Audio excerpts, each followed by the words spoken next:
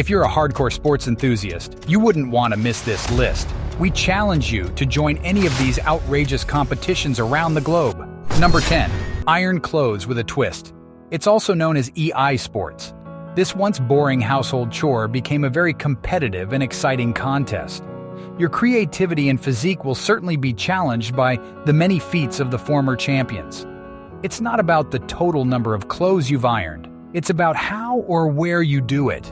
Get out of your house and think of the most outrageous way to iron your clothes. The best iron rock stars did it while rock climbing, skydiving, kayaking, and piloting a helicopter. Someone did it underwater. Number 9. Carry your girl to the finish line. It started one fine day in Finland. Men gathered up their women and swept them onto their feet. Some piggybacked their ladies even if they're not yet married. So the wife-carrying marathon began. Then, the popularity of this sport drew attention. They started putting obstacles on the marathon fields. Number 8. Ride that ostrich. Have you ever dreamt of riding at the back of huge winged creatures? Join the ostrich race in Africa. It's already adapted by many cities in the US. These flightless birds have long legs that can stretch up to 16 feet in a stride. That's around 19 km per hour. They're considered the fastest feathered animals on land. They are strong yet not so affectionate to be considered pets. You may ride on them or attach carts for easier control. As long as you don't offend these magnificent creatures, you can race like the Prince of Persia. Number 7. Herd ducks for fun. If an ostrich can run the mile, so can ducks. Duck herding is considered quite an active sport. If you can herd sheep, cattle, and cows, you might just nail this competition.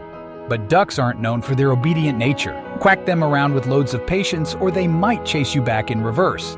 Number 6. Play polo like a real king. Polo is known as the sports of kings, with all those sophisticated rules, equestrian outfits, mallets, and horses. But some countries like Nepal, Thailand, and India leveled it up even more. They play it with gigantic, majestic elephants. Those humongous creatures may look heavy moving, but they do the job. Number 5. Try noodling fish. If you wish to compete with the survival expert, Bear Grylls, try this first. But don't confuse it with eating noodles in the wild. Noodling is a form of catching catfish with your bare hands. You look for a catfish hole and place your hand or foot inside. This sport is known in the South and Midwest of the US. Dig at the right place or you might end up fishing something else. Better yet, fish with an expert. Number 4. Play ball on bicycles. If you want something familiar, try football but with a twist. You'll ride a bicycle to compete in the cycle ball, also known as radball in Germany.